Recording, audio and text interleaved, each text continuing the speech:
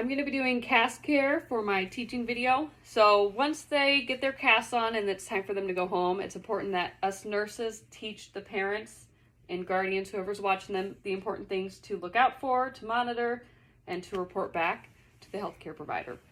So within the first 24 hours, we want to make sure that they elevate the extremity on a pillow, which can reduce the swelling, and also want to monitor for any bruising and swelling in their hand or fingers. And then we can instruct them to give ibuprofen and Tylenol for pain as needed. And then we can also encourage them to do their usual activities, but we don't want them to do any strenuous activities, limit those. You also want to monitor, make sure they can move their fingers at least every 4 hours within the first 24 hours. Can you move your fingers for me? Move your fingers for me. Good job. Okay, move them. Good job. We also want to make sure that they keep their cast dry. So we want to put a plastic bag over it for any baths and showers. And no swimming at this time. Sorry. And then, you know, if it gets itchy, we can tell them they can use a blow dryer, but cool air only, to kind of blow in that cast to help itch.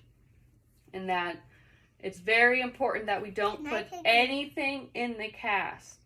So we want to make sure the parent, you know, teach their child that and any siblings they have, because it's very important not to put anything in there. Okay? Don't put anything in your cast. So the parents might have to keep a closer eye on the child and any siblings to make sure that does not happen. And then, depending on their age, they may need to get a bigger car seat to accommodate for that larger cast, so that way they can be safely strapped in. Let's see. And then it's important to keep that return appointment, because kids outgrow their cast so quick. Hold on. And then, let's see. So we want to teach the parent about neurovascular checks, which is the temperature, color, pulse, sensation, movement, and the capillary refill. So with the sensation, you want to make sure that the child can feel with their fingers. Listen. Want to make sure that their skin is normal temperature, not too cold. Normal color, not too pale. Capillary refill. So you want to teach them to just push on their fingertip and look for that color return on their nails. You want it less than 3 seconds. They can check their pulse. So when checking the pulse, you know, do it at the same time with the 2 fingers and kind of compare, make sure it's even, and make sure they can move their fingers. So some things to report to the, to the healthcare provider is if they're,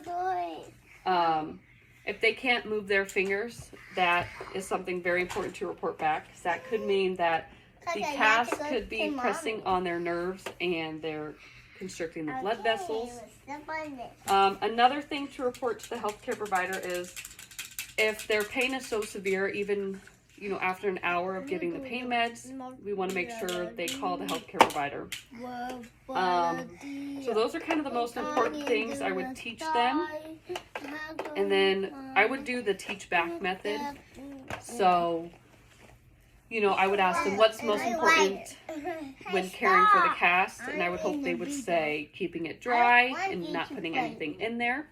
And then, you know, what to monitor and to report back to the healthcare provider. So it would be those neurovascular checks, the sensation, pulse, color, temperature, capillary refill, the movement. If there's anything not right about those, we want them to contact the healthcare provider right away. And then also if the pain is so severe, even after an hour of pain medications, we want them to contact the healthcare provider. I think that's about everything.